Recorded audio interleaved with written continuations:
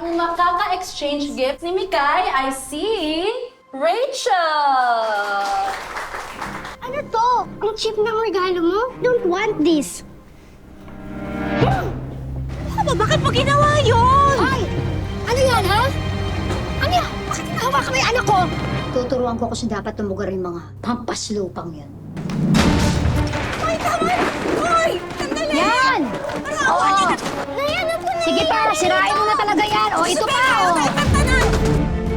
Talagang may mga tao lang na nasasayahan sila pag nakakasakit sila ng ibang tao. Wala ka talaga pinag-aralan, ha? Hirap kami sa buhay. Ginawa ko naman po lahat para po makasali po sa exchange gift yung anak ko. Kaso hindi ko po alam na dahil lang sa in-exchange gift ko po na dinala ko noon ay magugulo po ang buhay namin doon.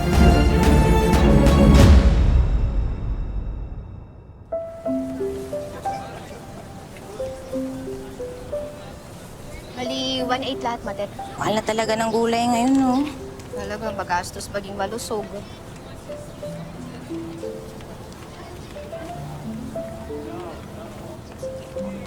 Salamat.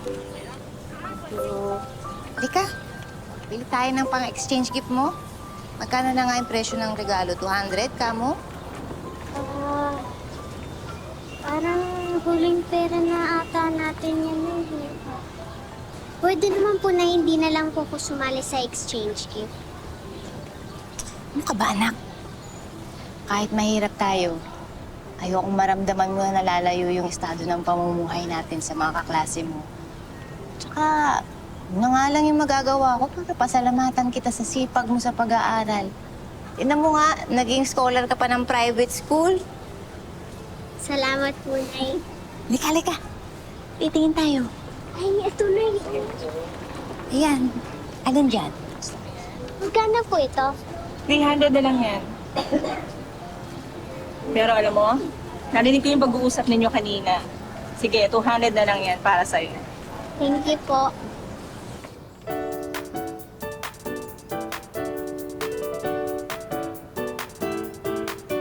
Alright! Ang makaka-exchange gift ni Mikay ay si...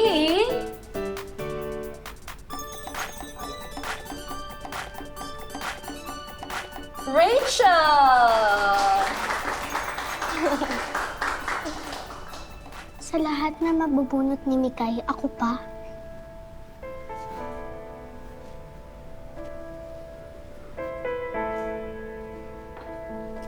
Sa'yo?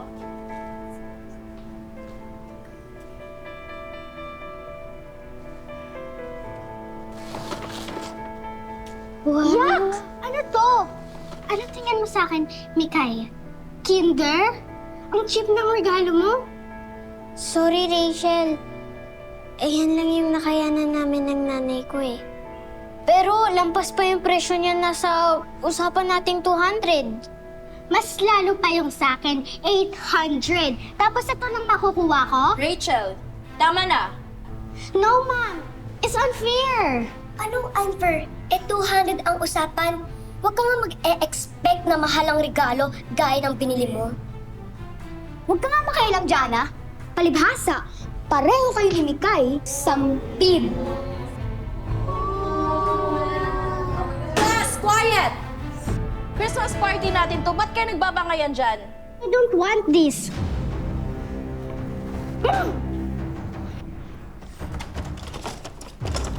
Isasoli ko na lang tong regalo mo sa akin. Hindi. Isaksak mo yan sa baga mo. Sobra ka na. Inaano ka ba? Bakit? Lalaban ka? Uy, ano ba yan? Stop! Stop it! Ay, naku! Tigilan nyo yan!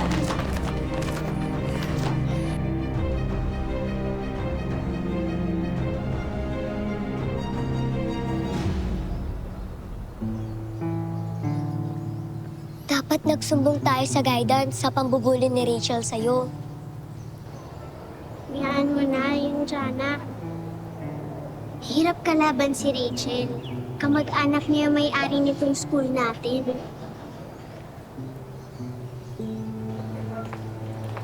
Anak, tapos na pala Christmas party niyo. Kamusta? Papunta na ako sa pwesto ko eh. Na makiyaw lang ako ng mga panindang gulay. Ay, tulungan na kita magbenta ng gulay, Nay. Bakasyon naman, Nay.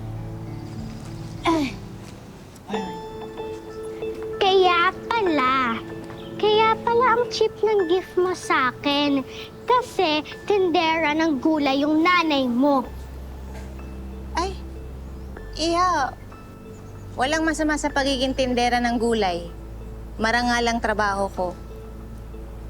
Pero sana, pina-public school mo yung anak mo kasi hindi siya makapagsabay sa amin. Sa yaman siguro, oo.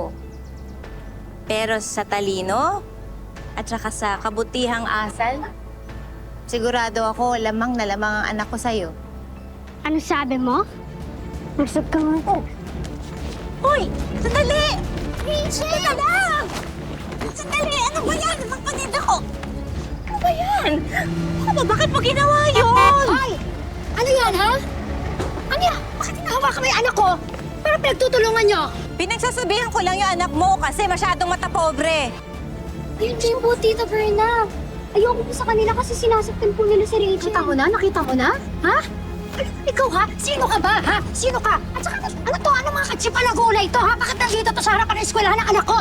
Ha? Sino ka ba? Eto, nanay mo to? Ha? Nanay mo? Private school yan! Dapat hindi dyan nag-aaral tong anak mo! Eh kaya naman pala eh, matabil yung dila ng anak mo eh. Nahawa lang sa gaspang na ugali mo. Ah, ganon. Nasabit yan, ha? Ano mo? O ano, bakit, ha? Akala mo siguro, ha? Sino ka ba? Hindi ka bagay dito. Dapat pala nga, sige, hindi ka dapat dapat. Hindi ba tayo tapos sa daan? Tandaan mo, hindi pa tayo tapos. He, hindi pa tayo tapos. Sige, anak, sakay. Oh, mapulubi. Pwede ba tumugas? Anak, gaano katagal ka nang binubuli dito sa school mo? Matagal na po, Aling Madet. Lagi pong pinag-iinitan ni Rachel si Mikay.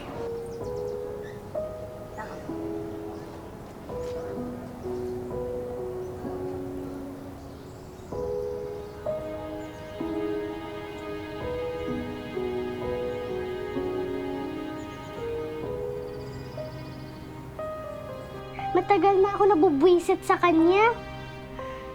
Masyado siyang bida-bida kung paano siya nagpaawa sa harapan ng teacher namin. Ako tuloy yung lumabas ng masama at pinagalitan ni teacher. O tapos nung kayo-kayo na lang, lumabas ang kamalditahan. Ay, ibang klase rin, ano? Ang galing. Plastic. Alam mo, matapang lang din yun kasi nandun yung nanay niyang tindera. Pareha sila mag-ina palengkera. Maganda, anak. Hindi pa ako tapos doon, lalo na doon sa nanay niya.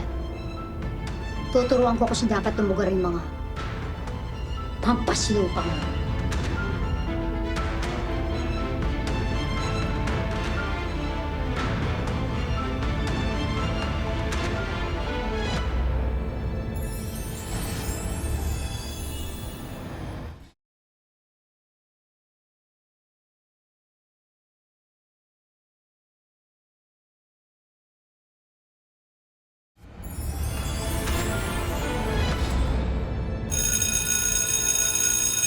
Ganda naman ang cellphone mo. I know. Christmas gift sa akin to ni Mami. Latest model yan ah. Ikaw palang merong ganyan sa buong school. At gagamitan ko din tong high-tech camera lens para sa plano natin sa buwisit ng Mikay na yon. Oo nga no, ready na ako. Ako din. Ayun na yung pintura, oh. Andiyan na si Mikay. Yun.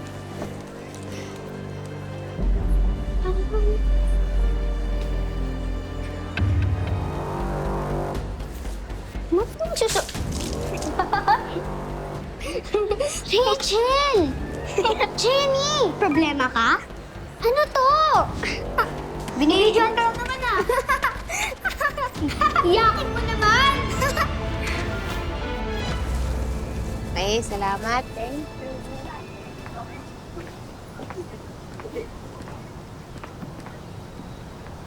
Matet, ano? Pinapag-usapan natin. Ma'am, bakit naman bigla-bigla naman? Ilakas ko pa naman kumita dito sa pwesto ko. Basta buo na desisyon ko. Umalis ka na din sa pwesto mo. Pero ma'am, nagbabayad naman ako dito sa pwesto ko. Tsaka hindi naman ako nakakaabala sa butika nyo. Basta ayoko na nandito ka pa. Bakit naman ho? Dahil kinalaban mo ko. Eh, malas mo lang kasi kaibigan ko tong pinupwestuhan mo. Kaya naman pala. Masyado mo naman personal yung nangyari sa mga anak natin. Pati kabuhayan ko, dinamay mo. Dapat iniisip mo muna yan bago mo ako inaway. Namimili ka kasi dapat nang aawayin mo. Ma'am, kami na Berna yung may hindi pagkakaintindihan. Huwag yun naman idamay yung trabaho ko.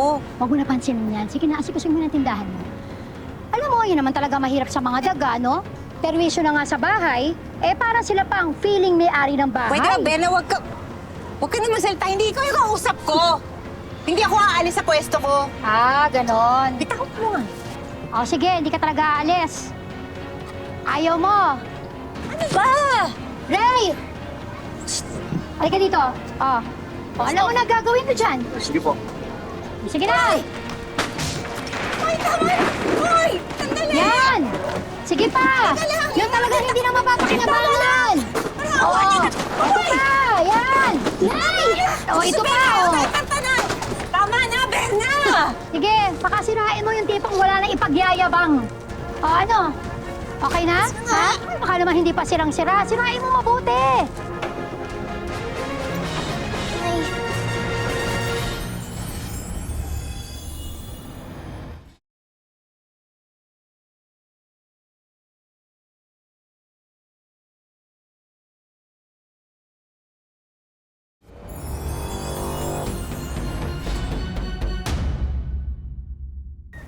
Saktulan na talaga yung kasamaan ng Berna at Rachel na yun, oh.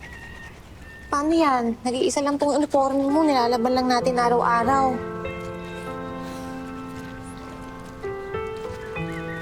Nay, dahil po ba mahirap tayo, kaya inaapin nila tayo? Ay, hindi, anak.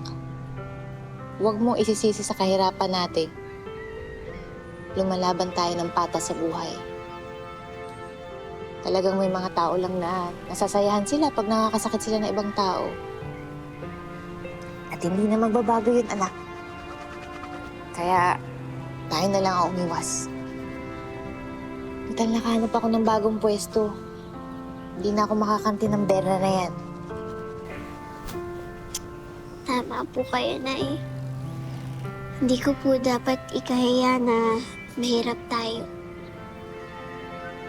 Mag-aaral po ko ng mabuti para balang araw, di na po tayo matayin ng mga mayayaman.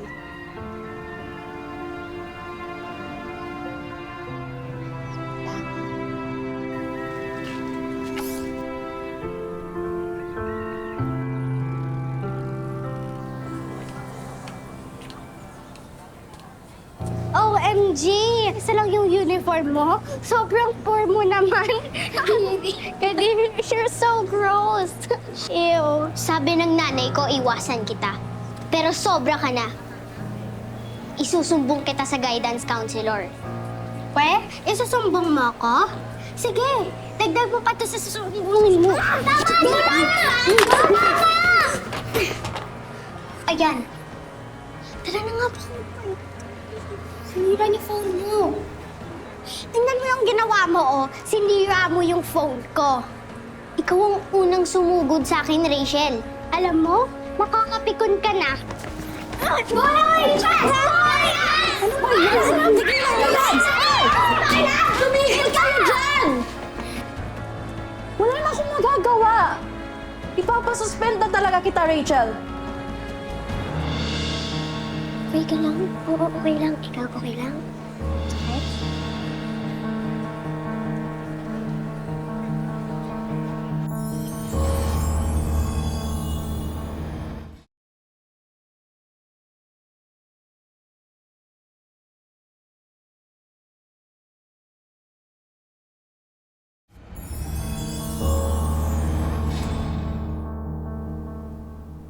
Anak? Oh, what are you doing here? Wala ka bang pasok? Nasuspended ako from school, Mami. Ha? Bakit? It's because of Mikay. Pinabara na naman siya ng advisor namin. Look, Mami. What? Ano nangyari sa phone mo? Binaksak niya at sabi niya walang problema. Ha? Hindi ko pa fully paid to eh. Peste talaga yung mag-inang yan. Mami, gantihan natin sila. Talaga. Sinasagot talaga ng mag-inang yan ang galit ko. Basta handa sila.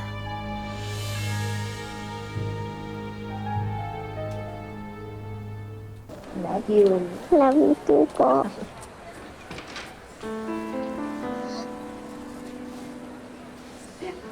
Kayo ba yung nanay ni Mikay? Ay, opo, ako ho. Ikinalulungkot kong ibalita na hindi na siya magiging scholar sa susunod na pasukan. Bakit ho? Dahil sa misconduct na nabalitaan. Hindi lang kasi grades ang kailangan. Kailangan din ng good moral standing ng isang scholar. Tsaka hindi patas kasi yung isang estudyante nasuspinde. Tapos siya hindi mapaparusahan. Anong hindi patas? Eh, yung mag-inang si Rachel sa si Berna, sila naman lagi nagsisimula ng gulo. Pasensya ni Mrs. Pero yan ang patakaran ng eskwelahan na to. Excuse me.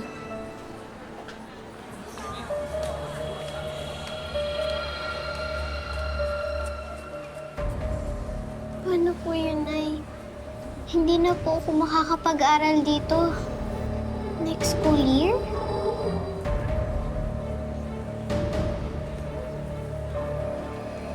Pasensyahan tayo. Nagkamali ka ng binangga mo.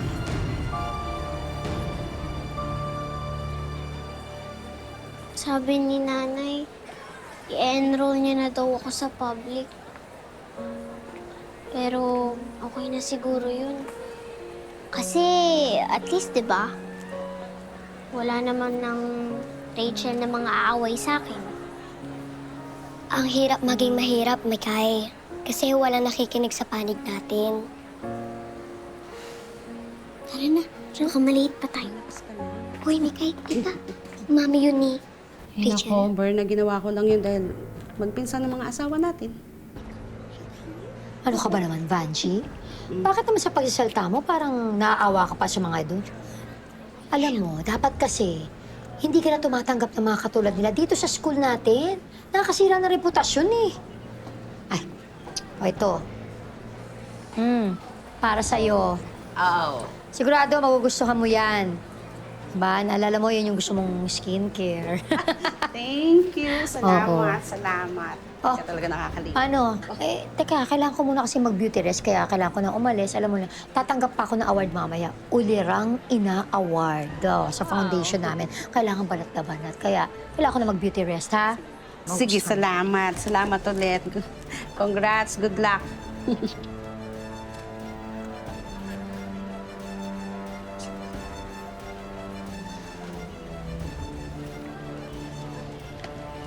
Oh, nak! Nay! Oh, anak, akala ko nakauwi ka na. Ba't nandito ka? Hindi na, inintay po talaga kita. Narinig ko po kasi yung principal tsaka si Aling Berna nag-uusap. Nagsabuatan po pala sila para matanggal yung scholarship ko. Yun nasabi ko na nga ba eh. Saan pa natin makikita yung babaeng yan? Yun daw po, tatanggap daw po ng Ulirang Ina Award. Paano siya naging ulirang ina? Eh, asawa siya ni Satanas. Halika, sugurin natin. The recipient of Ulirang Ina Award, Mrs. Bernadette Asuncion.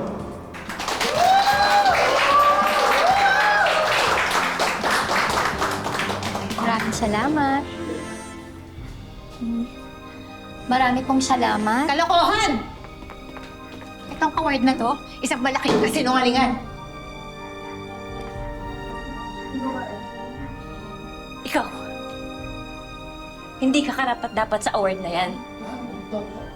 Dahil hindi ka naging ehemplo sa anak mo.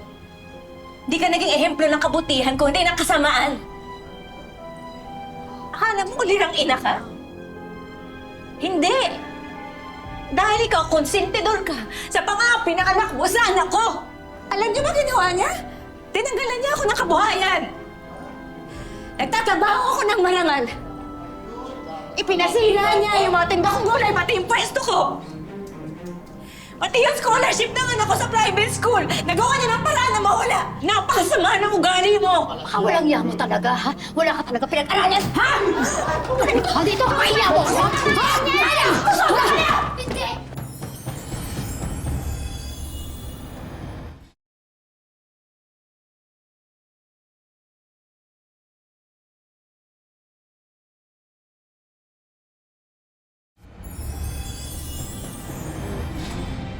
Talagang wala kang pinag-aralan, wala kang breeding! Hanggang dito, sumusugod ka? Ang kapal talaga ng mukha mo? Palibasa, tindera ka lang! Wala kayong pinag-aralan! Mga hampas lupa kayo! Yun! Yun ka! Hampas lupa ka! Sige! Sige, pakita mo pa sa kanila kung ano ka talaga! Mahirap po kami, pero hindi po kami sinungaling. Nahuli ko rin siya. Nakausap ang principal namin. Nagsabuatan sila para matanggal ang scholarship ko dito.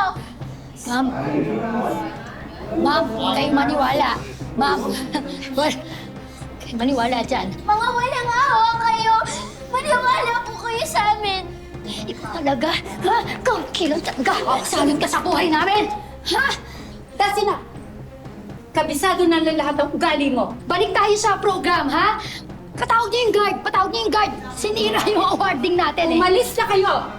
Hindi, ma. Mas ka dyan. Akin na yun. Akin ang award. Marisa po ko niya, ma'am. Akin to, eh. Ma'am, hindi na po. Akin to, award. Ma'am, Akin to!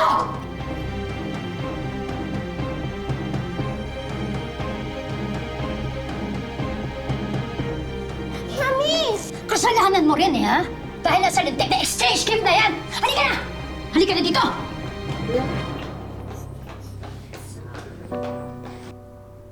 Ang panahon ng Pasko ay panahon ng pagbibigayan at pagmamahalan. Kaya hindi akalain ni Matet na ang simpleng palitan ng mga regalo ang magiging mitya ng gulo. Nawa po ako kay Mama kasi po dahil lang po sa exchange gift, kagulo po yung pamilya namin. Kahit hindi po siya humingi ng tawad, pinatawad ko na po siya. Para maging masaya at maliwanag naman ang Pasko na mag-ina. Naghanda ang aming team ng maagang pamasko para sa kanila. At makakasama natin ang kapuso actress na si Shuvi Etrata na mamimigay ng regalo. Ay! Kayo po ay nasa wish ko lang! At ang una nating regalo, isang full scholarship para kay Mikay. We are offering you our scholarship here. We proudly present this certificate to our recipient for being awarded a full scholarship from grade 5 to grade 12. Congratulations! Sinamahan na rin natin yan ng school supplies. School supplies din po para masaya ang pag-aaral, di ba? May regalo rin tayong negosyo packages, kapalit ng nasirang gulayan ni Matet. May mga specialty product na pwedeng itinda. Yan, hamon, meron dyan. Lahat-lahat po yan, negosyo package para sa inyo. Sagot na rin natin ang inyong panghanda sa nalalapit na Pasko. May bonus pang dining set para talagang masaya ang inyong Noche Buena. Ibibigay ko po ito sa inyo na simbolo ng pagmamahal at pagbibigayan ngayong Pasko. Yan, Merry Christmas! Dinala rin namin ang mag-inang Matet at Mikay sa isang playhouse para makapag-bonding. Oh, mukhang napagod na sa sunod-sunod na mga activity ang mag-ina. Kaya naghanda kami ng isang salo-salo para sa kanila. And for our last pamasko, ayan, sabay nating buksan. And 1, 2, 3! Wish ko lang, Aguinaldo! Financial assistance po to galing sa Wish ko lang kay Miss Vicky. Maraming salamat po. Mga kapuso, lagi po natin tatandaan, hanggat hindi tayo napapagod, humiling at maniwala. Hindi tayo mapapagod, lumaban sa buhay. Ako po si Vicky Morales at ito po ang Wish Ko Lang.